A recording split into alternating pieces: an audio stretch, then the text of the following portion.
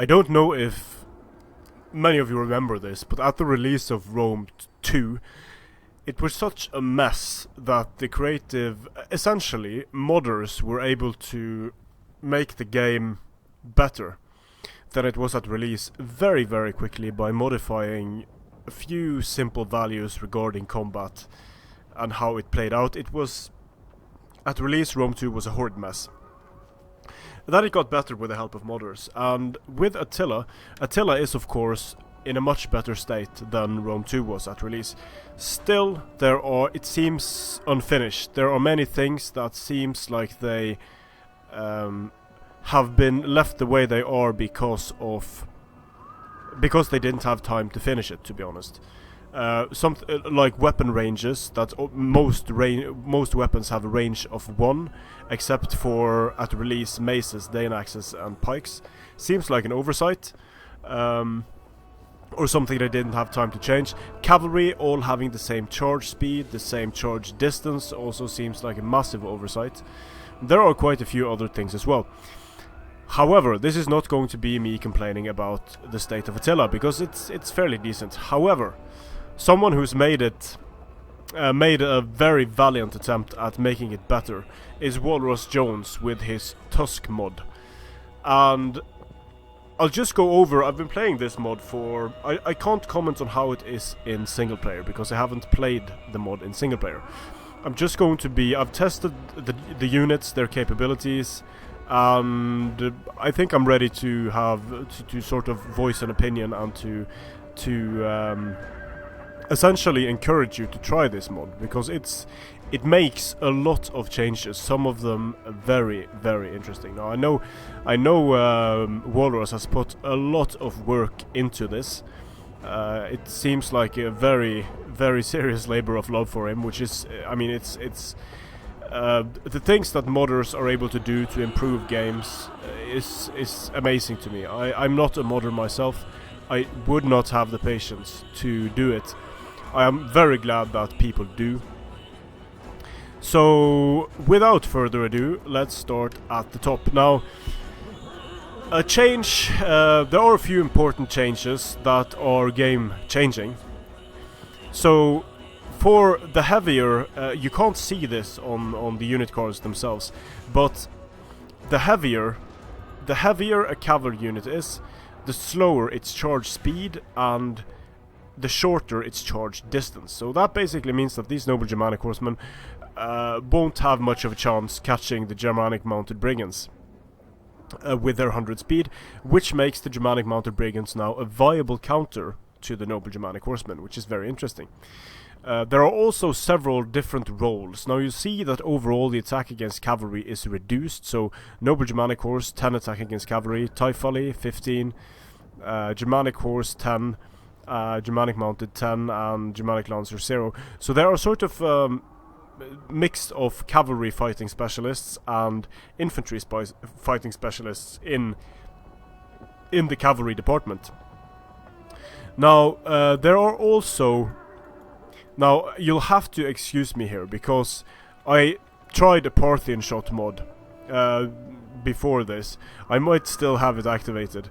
If I do, sorry about that, but this is also a change I'd like to see, so I'm going to just lump it in there. Now the single change that Walrus made to the charge distance and speed of cavalry is enough to make skirmish cavalry a viable counter for the factions that don't have heavy cavalry units, which is very nice to see. In my opinion, these Germanic units are still a bit on the pricey side.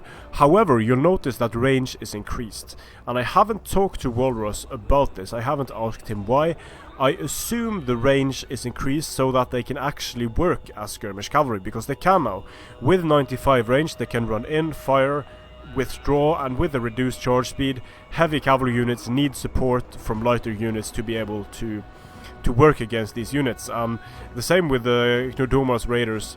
They only have an 80 range, but they have just insane missile damage and an insane bonus against large. So this change alone makes skirmish cavalry more viable than it ever was in the base game. There are probably too many changes for me to go over here, but I'm going to go over the major ones, the ones I've picked up. Then we have pikes with a 5 bonus against infantry, a very nice addition, makes it easier for them to kill infantry in a grind out fight. The same things apply here to the different cavalry units in terms of speed, charge speed. I cannot overstate how important that change in charge speed is. It's immense. Then we have, I don't think I have the Parthian mod activated actually, because these units don't have it and they should have it. So I think this is actually in Tusk Mod as well. Parthian shot for the horse skirmishers. That and increased range makes them a very interesting unit indeed. For Germanic archers and elite Germanic archers, they still have their 200 range. However, only 35 missile damage now. But there has been some changes to ammunition as well. Now, you'll notice that, for example, on these elite Germanic archers, flaming shot. Let's see here. Whistling, heavy. There are the changes are too many to list essentially, but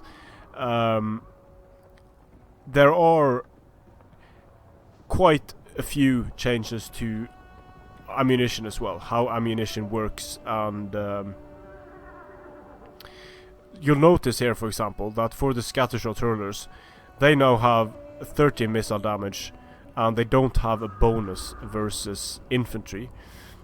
For the elite scattershot, still 125 range. Not all units have been looked at, because with balancing units, it's not just about, well, it would be nice if this unit had X range and that unit had X range.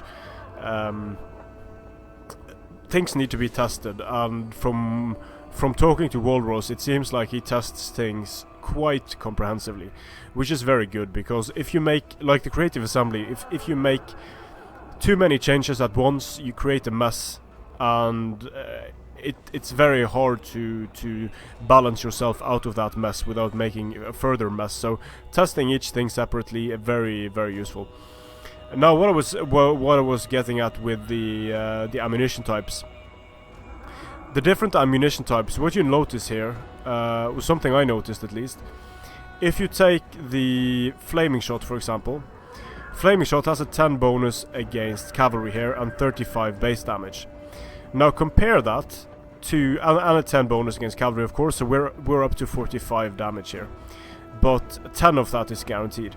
So if we change to heavy shot, the AP is now 15, bonus versus infantry 10, and base damage is 25. So here you're going to be doing 15 damage guaranteed if you pass the shields of a cavalry unit, which makes heavy shot more useful against infantry and more useful against cavalry. Very nice change, and there are, from what I've seen, there are different abilities on different types of arrows in the game. I'm sure Walrus will correct me if I'm wrong, but there are several different arrow types in the game, and each can have different abilities.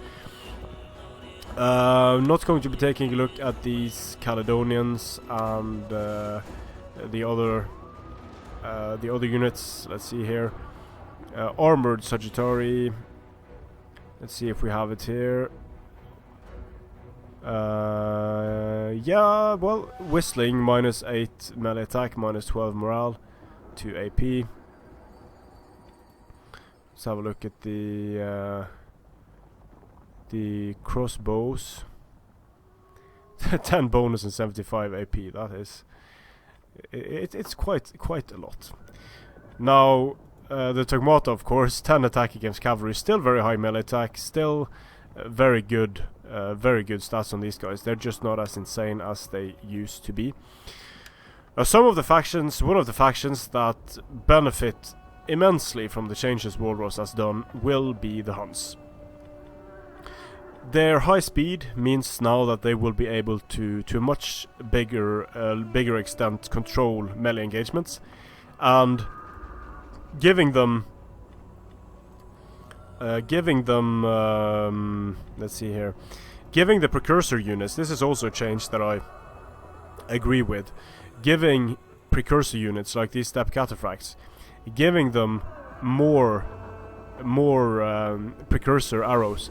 That, again, together with a reduction in charge speed and charge distance, this makes it feasible to fire a volley, get out of range, fire a volley, get out of range, and keep doing that. Very nomadic type of gameplay there, that is permitted by having more ammunition on these units. So they can now do a bit of damage and then charge in, which I think is great. Now, the same for these, all of these bow units become more viable because of the increased utility of Skirmish. So for the Sassanids, the same thing applies in terms of cavalry. The heavier the cavalry is, the slower it's going to be on the charge, and so on. Which makes the lighter units more viable. The Sassanids have their Persian mounted bows also become more viable because of their very high speed. So now this is a unit that is actually worth bringing in the Tusk Mod at least. Here we have the good old Sogdians. Now I think I forgot something about the Franks. You'll notice that the Frankish Cavalry have gotten a significant buff: 135 health, 60 armor.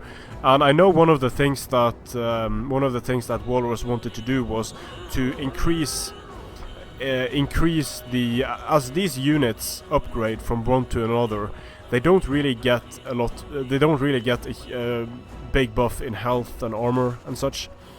But Walrus has looked at that. So Germanic Band 78 health, then we have 95, then 122, and then 135, 60 armor, 47 armor, 25 and 18. So this makes the Frankish Cavalry able to hold a lot better in close combat. And also, of course, range is displayed here, and missile block chance for units, for melee units, which is very nice indeed.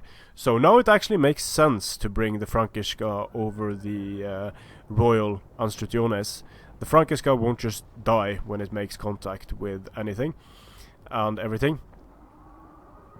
So 18 AP together with a bonus against infantry, very nice change to access there. And you get, as the Danes, you get a new unit, the Elite Norse Marauders, basically a housecarl unit with precursors, which makes it very, very powerful. Let's see if the Geats have it as well. And the Geats do not have it, so it seems like it's a unique Dane unit. And the same thing applies to the Nordic Axis. They are the Viking Raiders and the Nordic Axis, further upgrades from each other. And we have Parthian here for the Nordic Raiders, which again makes them an interesting unit. Not really necessary though because of the Nordic Horse Lords. But slower, faster cavalry units definitely have a place now, and that is very nice to see. Now, one of the more freaky things in this mod, and I think I'm going to have to show this in a separate video, just how ridiculous this is. Visigothic slingers, to make them further unique, I guess. Not entirely sure, but the Visigothic slingers are now capable of slinging flaming shots. I think they're supposed to be pitch bullets or something like that, and they cause 10 explosive damage, fire projectiles, and but they are very slow compared to the other projectiles. So you're going to be getting more kills against most enemies quicker by using your standard shot. But this is a very interesting ability to have, the flaming shot, and it does, since it's explosive damage, it can really add up the damage and make other units capable of killing them faster. So if you're looking for a mod that makes single-handed access slightly better, that diversifies skirmish units, so for example the Sassanid units here, they have better missile damage overall than the Germanic units. A bit longer range also on the Kurdish archers and the Royal Persian archers, which is nice to see. So if what you're looking for is a mod that gives you more dynamic cavalry play, if it gives you the ability to skirmish better, to get away with your lighter cavalry units against the heavier enemy cavalry units, If that sounds like fun to you, then I wholeheartedly recommend the Tusk Mod. Now, I know that Walrus Jones isn't done with the mod yet. Making mods like this just takes an immense amount of time, so if you want to try this, try it a few battles with a friend. Awesome. Give feedback. I'm going to link to the mod in the description here. Give feedback on how you think it plays out and such, and thanks to Walrus for doing this. This is all volunteer stuff, and I'm not going to say that this is what the Creative Assembly should be doing, because I understand why they are not doing it, but I think it's very nice that other people are doing it. It's amazing, actually, that modders take time out of their days, weeks and months to make the game better and more enjoyable. Strength and honor.